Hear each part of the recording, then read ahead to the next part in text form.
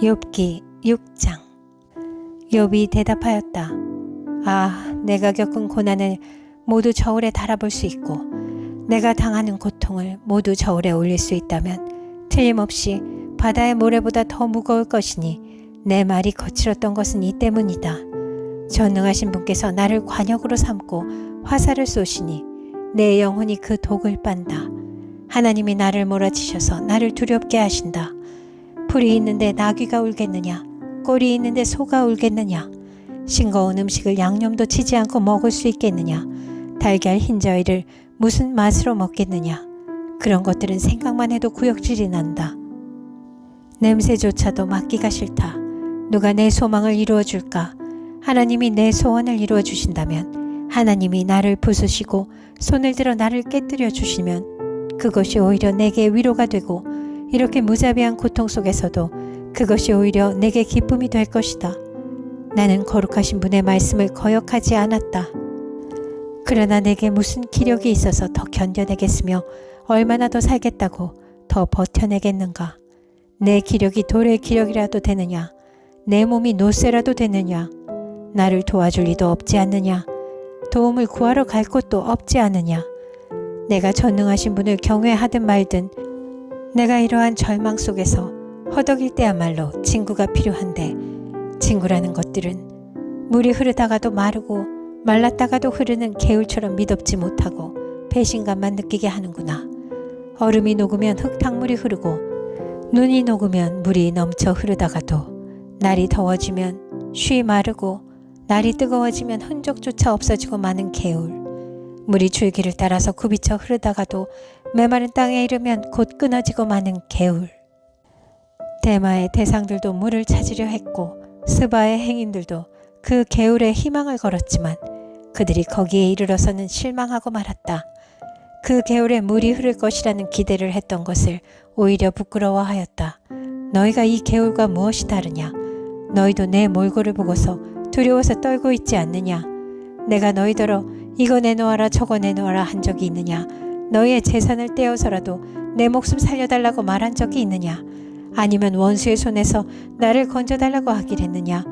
폭군의 세력으로부터 나를 속량해달라고 부탁하기라도 했느냐?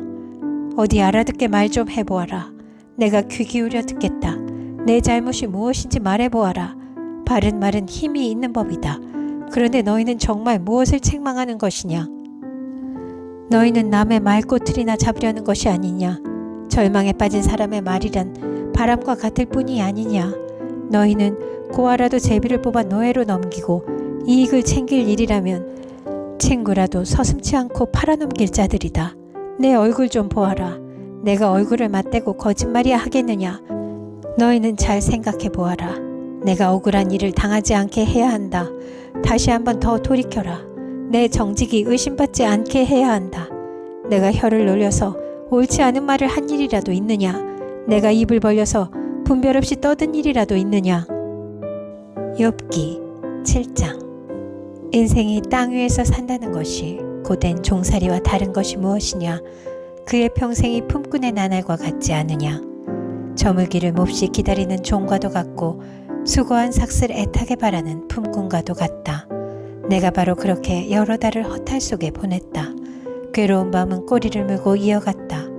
눕기만 하면 언제 깰까 언제 날이 셀까 마음 졸이며 새벽까지 내내 뒤척거렸구나.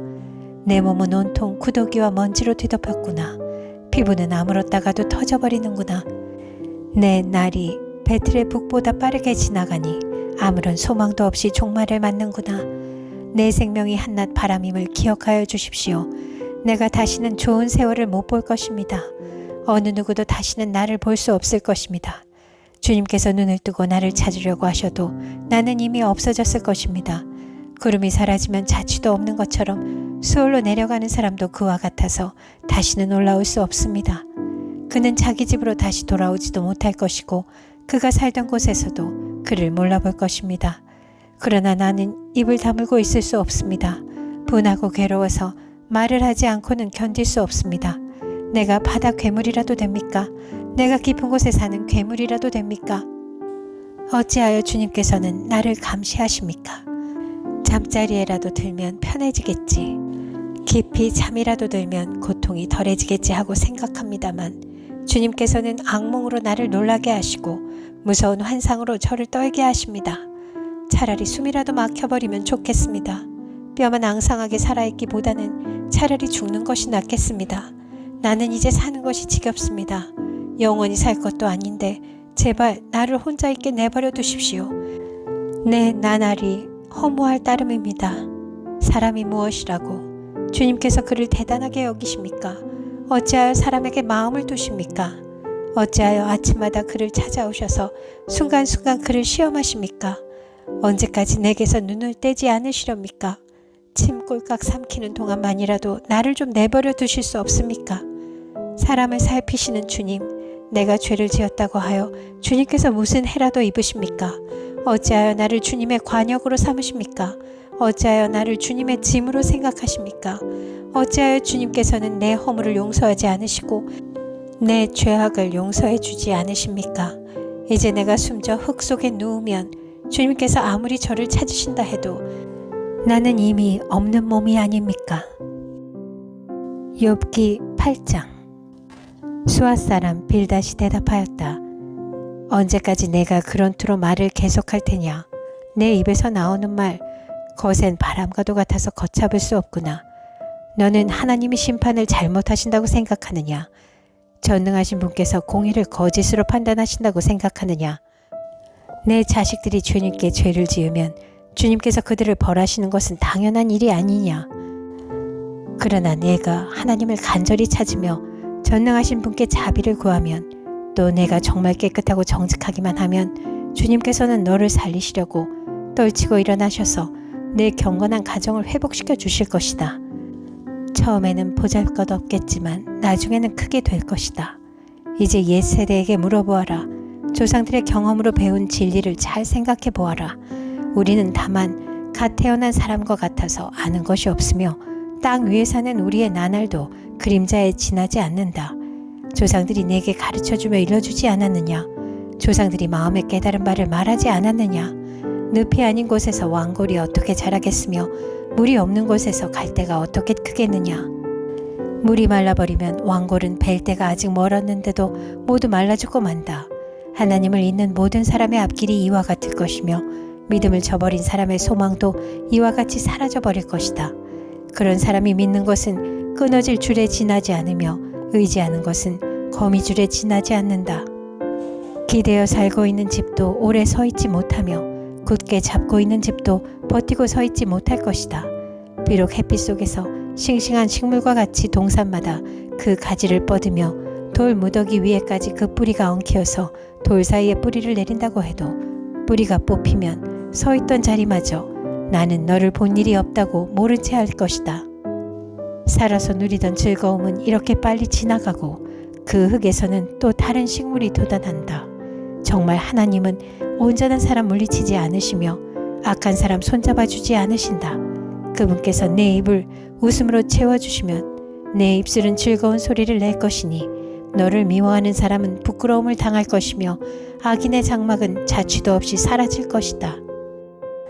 욥기 9장.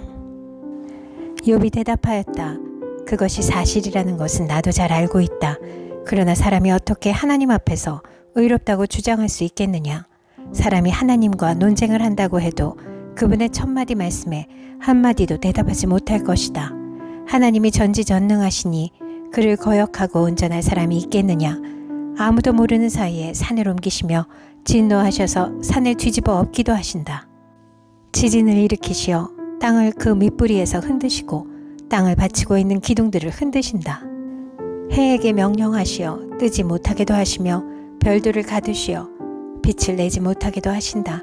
어느 누구에게 도움을 받지도 않고 하늘을 펼치시며 바다 괴물의 등을 짓밟으신다. 북두칠성과 삼성을 만드시고 묘성과 남방의 밀실을 만드시며 우리가 측량할 수 없는 큰 일을 하시며 우리가 헤아릴 수 없는 기이한 일을 행하시는 분이시다. 하나님이 내 곁을 지나가신다 해도 볼 수 없으며 내 앞에서 걸으신다 해도 알 수 없다. 그가 가져가신다면 누가 도로 찾을 수 있으며 누가 감히 그에게 왜 그러시느냐고 할 수 있겠느냐. 하나님이 진노를 풀지 아니하시면 라합을 돕는 무리도 무릎을 꿇는데 내가 어찌 감히 그분에게 한마디라도 대답할 수 있겠으며 내가 무슨 말로 말대꾸를 할 수 있겠느냐. 비록 내가 옳다 해도 감히 아무 대답도 할 수 없다. 다만 나로서 할 수 있는 일은 나를 심판하실 그분께 은총을 비는 것뿐이다. 비록 그분께서 내가 말하는 것을 허락하신다 해도 내가 부르짖는 소리를 귀 기울여 들으실까. 그분께서 머리털 한 오라기만한 하찮은 일로도 나를 이렇게 짓눌러 부수시고 나도 모를 이유로 나에게 많은 상처를 입히시는데 숨 돌릴 틈도 주시지 않고 쓰라림만 안겨주시는데 그분께서 내 간구를 들어주실까. 강한 쪽이 그분이신데 힘으로 겨룬다고 한들 어떻게 이기겠으며 재판에 붙인다고 한들 누가 그분을 재판정으로 불러올 수 있겠느냐. 비록 내가 옳다 하더라도 그분께서 내 입을 시켜서 나를 정죄하실 것이며 비록 내가 흠이 없다고 하더라도 그분께서 나를 틀렸다고 하실 것이다. 비록 내가 흠이 없다고 하더라도 나도 나 자신을 잘 모르겠고 다만 산다는 것이 싫을 뿐이다. 나에게는 모든 것이 한 가지로만 여겨진다. 그러므로 나는 그분께서는 흠이 없는 사람이나 악한 사람이나 단 한 가지로 심판하신다 하고 말할 수밖에 없다. 갑작스러운 재앙으로 다들 죽게 되었을 때에도 죄 없는 자마저 재앙을 받는 것을 보시고 비웃으실 것이다. 세상이 악한 권세자의 손에 넘어가도 주님께서 재판관의 눈을 가려서 제대로 판결하지 못하게 하신다. 그렇지 않다고 하면 그렇게 하는 이가 누구란 말이냐. 내 일생이 달리는 경주자보다 더 빨리 지나가므로 좋은 세월을 누릴 겨를이 없습니다. 그 지나가는 것이 갈대 배와 같이 빠르고 먹이를 덮치려고 내려오는 독수리처럼 빠릅니다. 온갖 불평도 잊어버리고 슬픈 얼굴빛을 고쳐서 애써 명랑하게 보이려고 해도 내가 겪는 이 모든 고통이 다만 두렵기만 합니다. 그러나 주님께서 나를 죄 없다고 여기지 않으실 것임을 압니다. 주님께서 나를 정죄하신다면 내가 무엇 때문에 이렇게 애써서 헛된 수고를 해야 합니까? 비록 내가 비누로 몸을 씻고 잿물로 손을 깨끗이 닦아도 주님께서 나를 다시 시궁창에 쳐넣으시니 내 오신들 나를 좋아하겠습니까?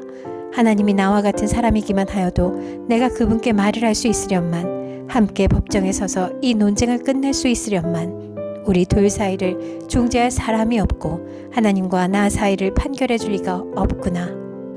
내게 소원이 있다면 내가 더 두려워 떨지 않도록 하나님이 채찍을 거두시는 것. 그렇게 되면 나는 두려움 없이 말하겠다. 그러나 나 스스로는 그럴 수가 없는 줄을 알고 있다. 욥기 10장.